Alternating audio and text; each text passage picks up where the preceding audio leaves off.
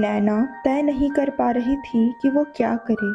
उसे इन सारे मामलों में एकांक का दखल समझ आ रहा था, मगर वो ठीक-ठाक क्या था, ये वो समझ नहीं पा रही थी। वो उसके पीछे उससे चिपके हुए उसके घर तक आ गई। यहीं रहने भी लगी, मगर कुछ पता नहीं चल पाया। यकीन से वो इतना कह सकती थी कि ये लड़का कुछ अजीब तो है। सबसे छुप कर रहना, सामाजिक जीवन ना के बराबर, कोई दोस्त रिश्तेदार नहीं, बस एक बेमकसद सी जिंदगी।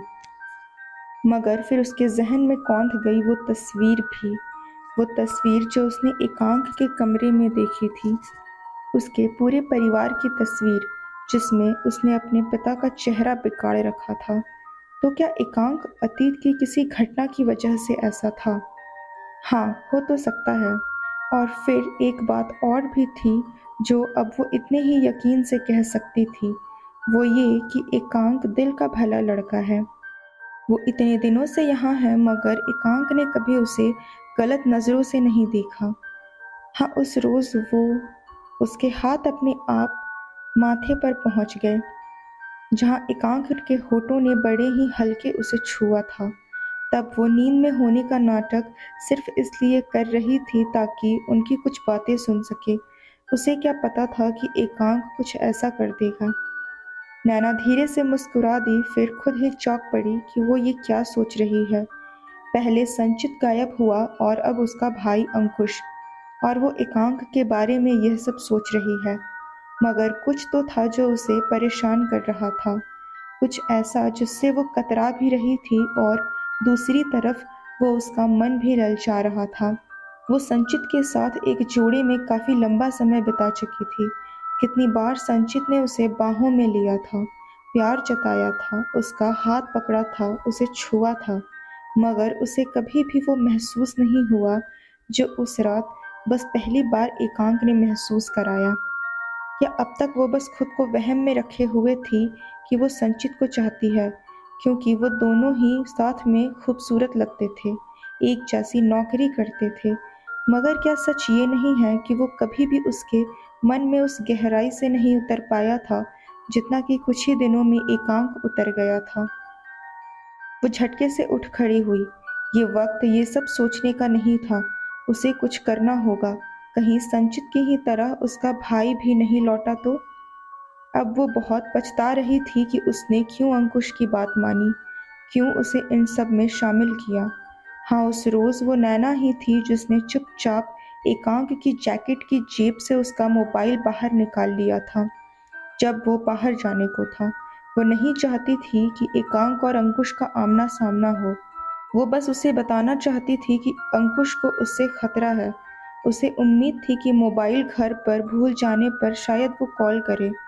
तब वो उसे फ़ोन पर वही सारा ड्रामा सुनाएगी जो उसने पहले से तय कर रखा था। वो उसे गुस्सा दिलाना चाहती थी ताकि देख सके कि वो क्या कर सकता है। लेकिन उसका तो नहीं, कबीर का फ़ोन आ गया। कोई बात नहीं, ये जो भी था एकांक का जान-पहचान वाला ही होगा, और उसे ज़रूर बताएगा कि घर पर क्या हुआ। और नैना ने वही कहा, जैसा वो सोच रही थी सब वैसा हुआ। बल्कि कबीर और नियति ने तो सीन में आकर इसे और भी इफ़ेक्टिव बना दिया। सब बीतने के बाद जब एकांक ने अंकुश का नंबर माँगा, तो नैना को लगा कि वो उसे धमकाएगा कि नैना से दूर रहे। शायद उसे कुछ और पता चले। शायद वो गुस्से में ही बक दे कि वो क्या-क्या कर सकता है। नैना ने चुपके से फ़ोन करके अंकुश को आगाह भी किया था।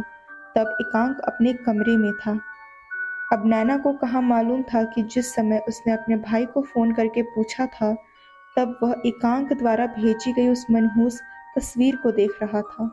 जब उसने उसकी बात का बस संक्षिप्त सा उत्तर दिया कि मैं ठीक हूँ, नैना ने तय कर लिया कि वह एकांक से बात करेगी। मगर क्या हो जो एकांक वो ना हो जो वो ऊपर से नज़र आता है? क्या हो जो उसने एकांक को समझने में गलती कर दी हो? आखिर कोई इतना अजीब और रहस्यमय कैसे हो सकता है? तो वो बात कैसे करे, किससे करे? और उसने कुछ सोच लिया। शाम जब एकांक घर लौटा तो बस देखता ही रह गया। उसने नैना के लिए कुछ नए कपड़े लिए थे, मगर अब भी वो कई बार एकांक के कपड़े पहन लेती थी। बड़ी सी नीली चेक्स की टी-शर्ट पहन रखी थी। वो उसके घुटनों से ऊपर आ रही थी और नीचे उसने कुछ भी नहीं पहना था। एक ढीली सी शर्ट और खुले बाल में वो बेहद हसीन लग रही थी। आज एकांक ने शिकायत भी नहीं की कि उसने अपने कपड़े क्यों नहीं पहने। वो उसकी तरफ मुस्कुराते हुए देख रहा था और उसकी नज़र के हर कोने में बस तारीफ ही तारीफ थी। मगर फिर तुरंत ही वो संभल भी गया कि वो ये क्या कर रहा है। उसने नज़रें फेर ली और अपने बैग से अपना टिफ़िन बाहर निकाला। वैसे ये प्रैंक था या तुम खाना रखना भूल गई? एकांक ने टिफ़िन खोलते हुए कहा और ये देखकर नैना ज़मीन में धंस गई कि टिफ़िन अंदर से चकाचक साफ था। आज वो वाकई उसमें खाना रखना भूल गई थी। हाँ, आज सुबह वो बहुत विचलित थी अंकुश की गुमशुदगी को लेकर। मैं कुछ बना देती हूँ, वो झेंपती हुई जल्दी से बोली। अरे बाबा, मैंने एक दोस्त के साथ लंच कर लिया था, एकांक हंसते हुए बोला। तो फिर कॉफ़ी? ओके, मैं चेंज करके आता हूँ। कुछ देर बाद दोनों फ्लैट की छोटी सी बालकनी में बैठे हुए थे।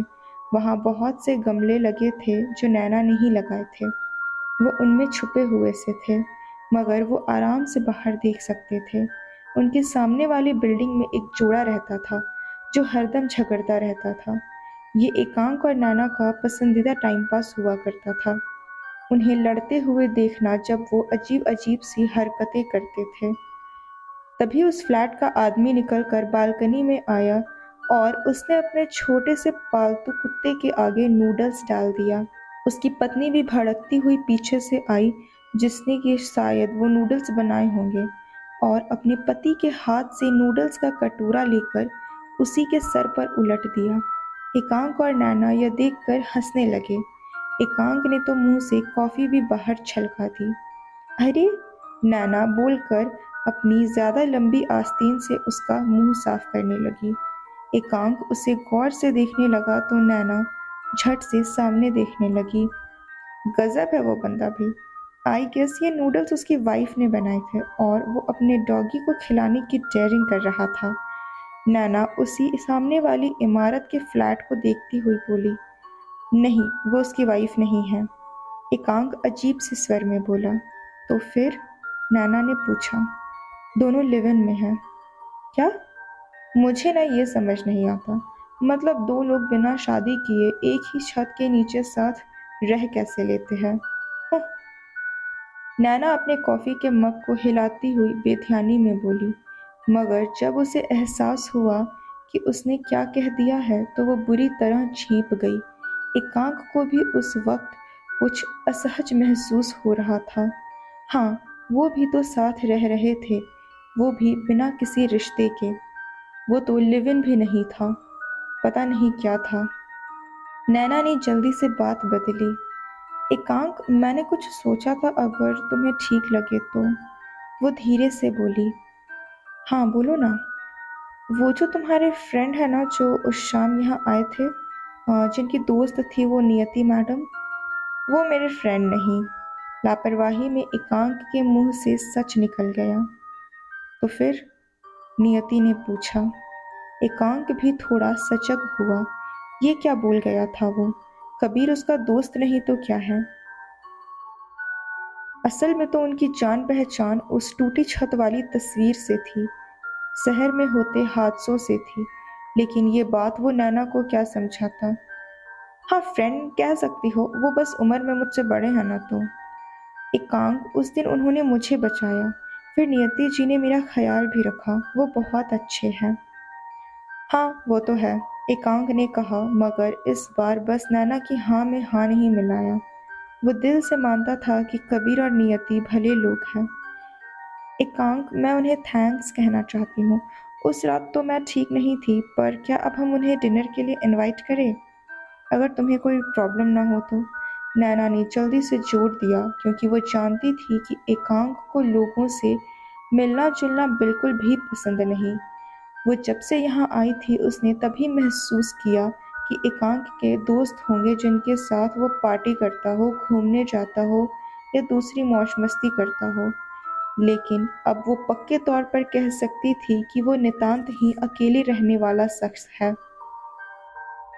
एकांक कुछ देर तो सोचता रहा, फिर उसने धीरे से सहमति में सर हिला दिया।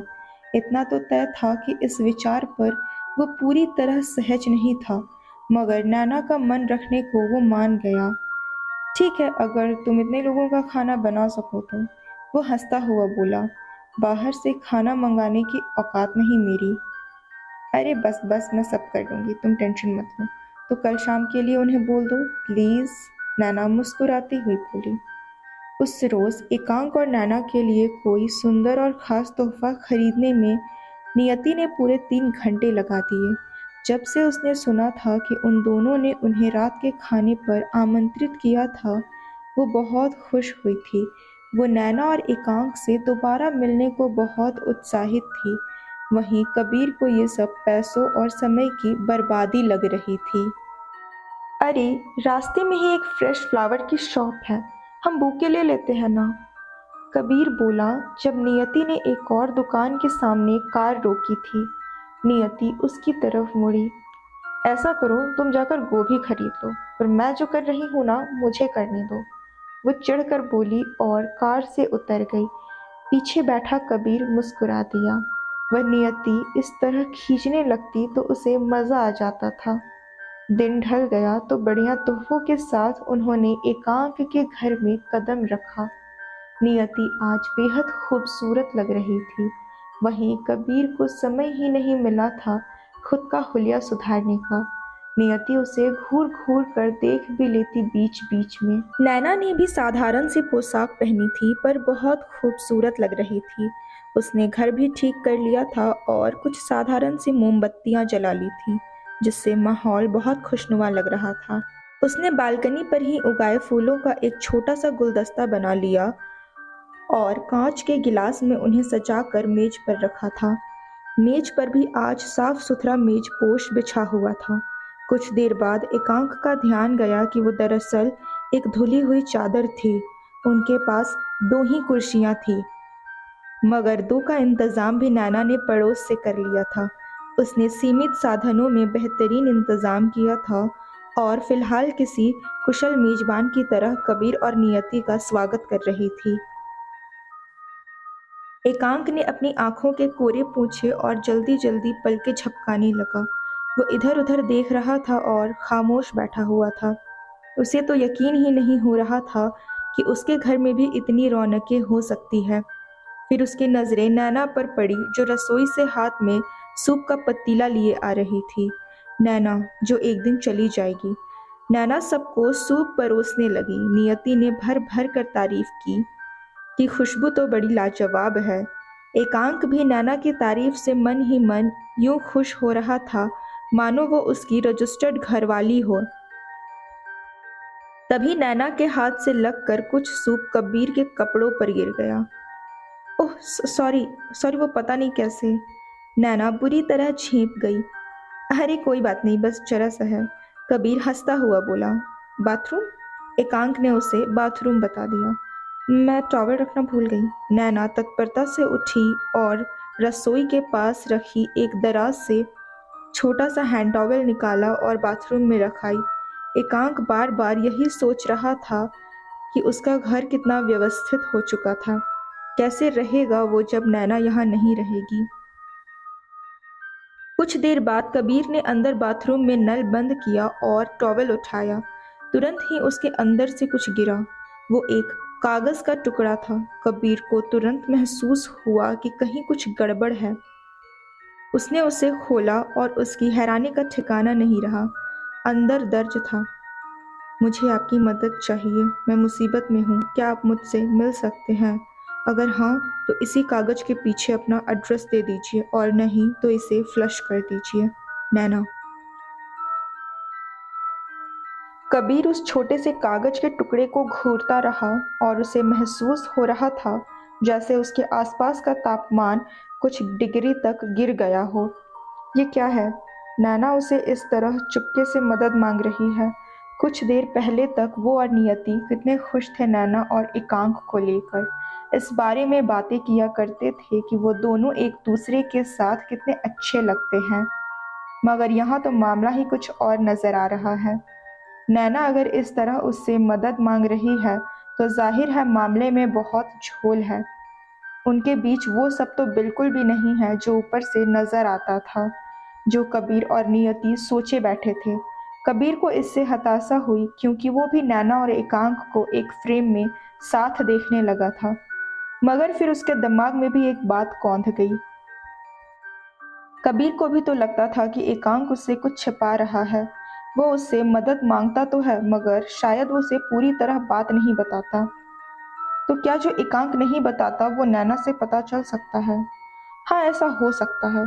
आखिर नैना इतने दिनों से उसके साथ रह रही है। हो सकता है उसे कुछ और भी पता हो। और कबीर ने जल्दी से अपना पेन निकाला और उस कागज के पीछे कुछ लिखने लगा।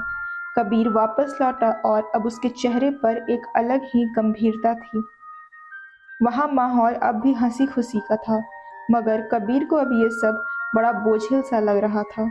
वो जानता था कि ये सब कागजी है और दिखावटी भी, सच से बहुत दूर। उसकी नज़र नैना से मिली जो एक पल को ठहर गई थी। इतने से ही नैना समझ गई कि कबीर ने उसकी बात मान ली। नियति अब भी बहुत खुश थी और हंस बोल रही थी। एकांक उतनी बातें तो नहीं करता था, मगर वो भी उसका साथ देने की कोशिश कर रहा था। मगर नैना की बातें, कबीर जानता था कि फर्जी है, अब उसका वहाँ मन नहीं लग रहा था। कुछ देर बाद जब एकांक और नैना से विदा लेकर कबीर और नियति लौट रहे थे तो नियति बहुत अच्छे मूड में थी। वो गाड़ी चलाते समय गुनगुना रही थी। कबीर उसकी बगल में शांत बैठा था। क्या हुआ, कभी खुश नहीं रह सकते क्या? आज तो हमने कितना अच्छा समय बिताया, नियति बोली। कबीर कोशिश करके जबरन मुस्कुराया। उफ, तुम हंस दिए। अब दुनिया तुम्हारा ये एहसान कैसे चुकाएगी? नियति तंज कसती हुई बोली। कबीर कुछ नहीं बोला। हाँ, होते हैं दुनिया में दो तरह के लोग। पहले नियति जैसे जिनकी जिंदगी ही परी कथा सी होती है। नियति शुरू से ही ऐसी थी। एक अच्छे परिवार में जन्मी, सुंदर, पढ़ाई में अच्छी, अच्छी नौकरी और खुले आय अपनी जिंदगी जीती थी। कबीर दूसरे तरह के लोगों में आता था। वो लोग जिनकी जिंदगी इतनी आसान भी नहीं होती। परी कथा तो दूर की बात है। यही एक बड़ा अंतर था कबीर और नियति में, जो उन्हें एक भी नहीं होने देता था। कबीर उसे कभी समझाने की कोशिश भी नहीं करता था। क्यों करे? अच्छा है जो नियति अपनी परी कथा में खुश रहे। मगर सच है, दुनिया में दो तरह के लोग होते हैं। पहली, जिनकी समस्या कभी डार्क सर्कल्स और पिंपल्स से ऊपर नहीं उठती, और दूसरे जिनका जीवन जीना ही उनके लिए संघर्ष है। और पहले तरह के लोगों की ये नहीं समझ आता कि वो दूसरी तरह के लोग आखिर खुश क्यों नहीं रहते। उस दिन कबीर ने अपने ऑफिस से छुट्टी ली थी क्योंकि नैना उससे मिलने आ रही थी। वो अभी दिन के वक्त ही उससे मिलने आ सकती थी, जब एकांक भी काम पर जाता था। फिर शाम को उसके लौटने से पहले नैना को भी घर पहुंचना होगा। कबीर इस बारे में सोच रहा था जब दरवाजे की घंटी बजी। कबीर ने दरवाज़ा खोला और उम्मीद के मुताबिक सामने नैना खड़ी थी। उसने कबीर का अभिवादन किया और कबीर ने उसे अंदर आने को कहा। ओए कबीर, ये वाली ज़्यादा अच्छी है, तभी किसी ने सीढ़ियों पर से कहा और कबीर ने उसे घूर कर देखा। ये बात सुनकर नैना भी सिटपिटा गई। वो दरअसल कबीर का पड़ोसी अखिल था, जो हमेशा इस बात से चिढ़े रहता था कि कबीर जैसे शख्स की नियति जैसी गर्लफ्रेंड है। अब उसे तो यही लगता था कि नियति उसकी गर्लफ्रेंड है। अखिल बहुत ही घटिया किस्म का शख्स था। वो खुद को प्रॉपर्टी एजेंट बताता था, मगर असल में वो किस चीज़ का एजेंट था ये कबीर बखूबी जानता था। वो कुछ होटलों में नियमित रूप से लड़कियां सप्लाई करता था, वहीं किसी हाई प्रोफाइल पार्टी में भी सेवाएं दिया करता था। वो इस तरह के कस्टमर के लिए हर ज़रूरी काम करता था। सबसे बुरी बात तो ये थी कि कई बार वो अपने फ्लैट से भी ये सब करता था। आए दिन उसके घर रुकने कोई ना कोई रिश्तेदार आते रहते थे, जो दरअसल उसके कस्टमर हुआ करते थे। उन्हें उनकी औकात के अनुसार किसी लड़की को सौंप कर वो खुद फ्लैट से कुछ देर को चला जाता था। इग्नोर, कबीर ने नैना से कहा और अखिल के मुंह पर दरवाज़ा बंद कर लिया। पता नहीं इस तरह के लोग हमेशा के लिए गायब क्यों नहीं हो जाते। कबीर धीरे से बड़बड़ाया। क्या? नैना बोली। कुछ नहीं, तुम बैठो। कबीर ने सोफे की तरफ इशारा किया और खुद भी सामने बैठ गया। नैना कुछ देर तो असहज रही, जैसे उसे यकीन नहीं हो रहा हो कि एकांक से बाहर जाकर वो वाकई ये सब कर रही है। हमारे पास समय कम है, तुम्हें वापस लौटना होगा ना। वो खामोश रही तो कबीर बोला। नैना को उसकी बातों में एक हद तक व्यंग भी महसूस हुआ। वो जानती थी कि ऐसा तो होगा। वो जो कर रही थी उसे देखते हुए कबीर का व्यंग करना बनता था। आप एकांक के दोस्त हैं? वो कुछ झिझकते हुए बोली। उस रोज जीत ओबेरॉय के फार्म हाउस में मिला था, तुम दोनों से ही, पहली बार। फिर भी तुम ये पूछ रही हो? कबीर बोला। ओह हाँ, नैना ये वाकई भूल गई थी। जब वो और एकांक जीत ओबेरॉय के फार्म हाउस में नैना का सामान लेने गए थे, तब कबीर पहली बार वहीं मिला था उनसे। तो वो एकांक का दोस्त कैसे हो सकता है? मगर उस दिन आप घर आए थे और आपके पास एकांक का नंबर भी है। आपने कॉल किया था ना उसके मोबाइल पर, जिसे मैंने रिसीव किया था। नैना बोली और कबीर समझ पा रहा था कि ये उतनी भी भोली नहीं जितनी नजर आती है। ये बारीक से बारीक बातों पर ध्यान देती है। देखो एकांक कुछ अजीब तो है ना, कबीर बोला तो नैना ने सर हिलाया। तो बस मैं मिलना चाहता था उससे। मैंने ही उसे अपने घर का पता दिया था, तब वो मुझसे मिलने आया था और हमारा नंबर भी एक दूसरे के पास है। कबीर ने कहा, जो कि सच था। एकांक से मुलाकात की पहल भी उसने की थी। और तुम क्यों मिलना चाहती थी मुझसे? ऐसा क्या है जो तुम एकांक की मौजूदगी में नहीं कह सकती? कबीर ने पूछा। नैना फिर असहज होने लगी। मन ही मन वो भी जानती थी कि एकांक उसकी परवाह करता है और ऐसा करके वो उसे धोखा भी तो दे रही थी। मगर क्या करती, पहले संचित गायब हुआ और अब उसका अपना भाई खतरे में है। वो भी मजबूर थी। क्या आप जानते हैं शहर में इन दिनों लोग गायब हो रहे हैं? नैना बोली तो कबीर उसे घूरने लगा। ये जवाब अप्रत्याशित था। हाँ, हो तो रहे हैं, वो भी बड़े अजीब तरीके से, और वापस भी आ जा रहे हैं। कबीर बोला। कुछ नहीं भी आते हैं? मतलब? फिर नैना ने उसे संचित के बारे में बताया। सारी बातें सुनकर कबीर उसे घूरने लगा। संचित? पर तुम्हारे बॉयफ्रेंड का नाम तो अंकुश था ना, जिसने तुम्हें धोखा दिया था और जिसकी वजह से तुम घर से भाग आई। पर यह संचित कहाँ से आ गया? और वो गायब भी है? असल में अंकुश मेरा भाई है। क्या? और अब वो भी गायब है। ये सुनकर तो कबीर सदमे में आ गया। अगले भाग में हम इस राज से पर्दा उठाएंगे। तब तक के लिए बने रहिए। अगर कहानी पसंद आई तो वीडियो को लाइक करें, अपने दोस्तों के साथ शेयर करें और चैनल को ज़रूर सब्सक्राइब करें, क्योंकि नोटिफिकेशन में ही अगला पार्ट पॉपअप होगा और आप इस रहस्यमयी कहानी के तार सुलझा पाएंगे।